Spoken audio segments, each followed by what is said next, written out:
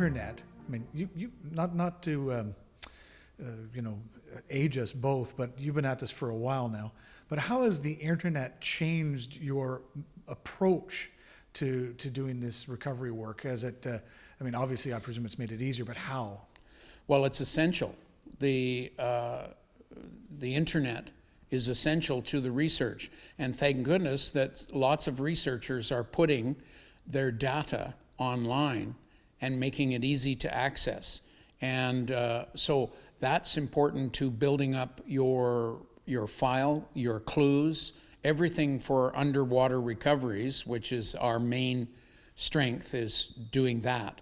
But it's amazing what you can find on the internet and in those digitized records. Do you think that in some ways it's making things problematic in the sense that, let's say there's a surface wreck up in Scotland, and all of a sudden, 20 years ago, it was known by a couple hundred people. Now thousands of people might know about this wreck, or a dive site perhaps.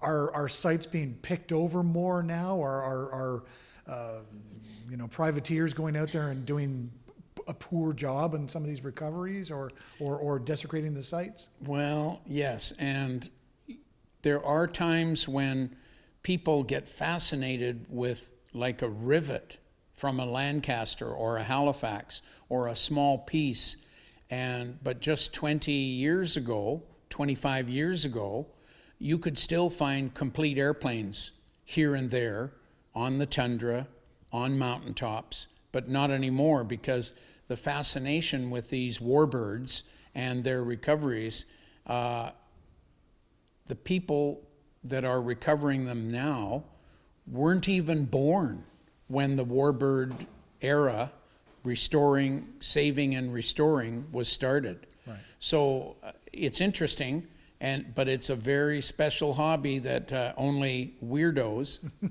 Yeah. like me are having fun doing. But I do it out of respect to the young Canadian airmen that flew these airplanes. Right. Freedom is not free. No. Somebody paid for us. Absolutely, no, for sure.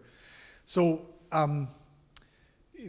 shortly after the war, the warbird scene didn't really exist. There was some air racing and whatnot going on, all across North America and parts of Europe, but there really wasn't a warbird scene. And then it kind of started to blossom in the late 60s, 70s, 80s. Now perhaps we're in a kind of a golden age, perhaps, of warbird recovery and restoration. The technologies are there, the information sharing through the internet, et cetera, et cetera.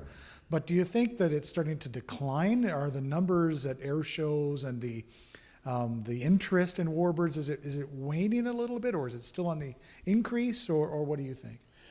I think it's on the increase, but the airframes are not being discovered as often.